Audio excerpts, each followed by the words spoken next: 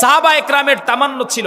হযরত ওমর রাদিয়াল্লাহু তাআলা আনহু শানে রিসালাতের মধ্যে আসছে, হযরত ওমর রাদিয়াল্লাহু তাআলা আনহু তিনি একদিন কোনো একটা কাজে মদিনা থেকে মক্কায় আগমন করেছেন এবং রাতের বেলায় তিনি রওনা দিয়েছেন। তিনি ইশারের নামাজ আদায় করেছেন একটা মরুভূমির মধ্যে, সেখানে তিনি তাঁবু গেড়েছেন।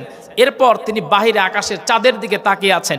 লেখক এত সুন্দর করে লিখেছেন, হযরত ওমর রাদিয়াল্লাহু তাআলা আনহু তিনি আকাশের চাঁদের দিকে তাকায়া তিনি বলছেন, এত করুণ আবেগে তিনি এত আবেগ দিয়ে তিনি ডেকে বলছেন, হযরত ওমর রাদিয়াল্লাহু তাআলা আনহু তিনি ডেকে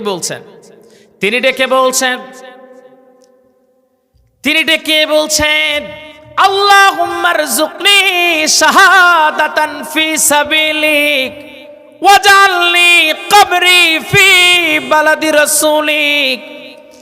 তিনি ডেকে বললেন, আয় আল্লাহ, আমি ডেকে বলি তোমাকে, আমাকে তুমি শাহাদাতের মৃত্যু দিও, আর তোমার কাছে বলি আমি ওমর, আমার মৃত্যুটা যেন আমার নবীজির মদিনায় হয়ে যায়।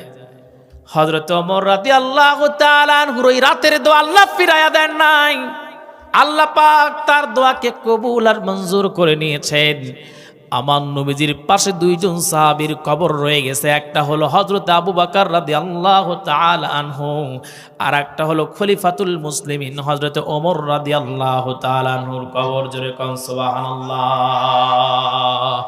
আমার ভাইরা, আমার বন্ধুগণ, আমার সবচেয়ে মনে পড়ে যায় যখন যে আলোচনাগুলোতে, যেই মাহফিলগুলোতে জিহাদের আলোচনা করি, মনে পড়ে যায় আল্লামা সাইদির কথা। আহারে বেচারার তামান্না ছিল আল্লাহুম্মা রযুকনি শাহাদাতান ফি সাবিলিক, আল্লাহ তুমি আমার শাহাদাতে মৃত্যু দিও। আমি ব্যক্তিগতভাবে বলি, 50টা বছর তিনি তাফসীর করলেন, পথহারা যুবকদের তিনি রাস্তা দেখালেন।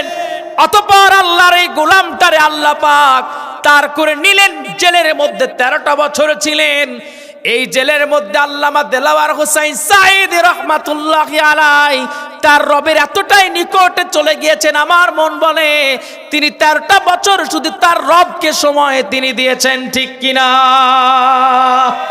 তিনি কোরআনের হাফেজ হয়েছেন, তিনি তাফসীর লিখে গেছেন, তাফসীরে সাঈদী। আল্লাহু আকবার।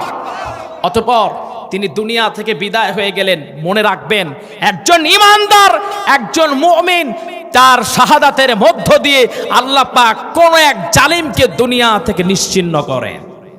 ঠিক যেমনটা একটা ফ্যাসিস্টকে আল্লাহ পাক আমাদের দেশ থেকে তার জামাই বাড়ি পাঠাইছে।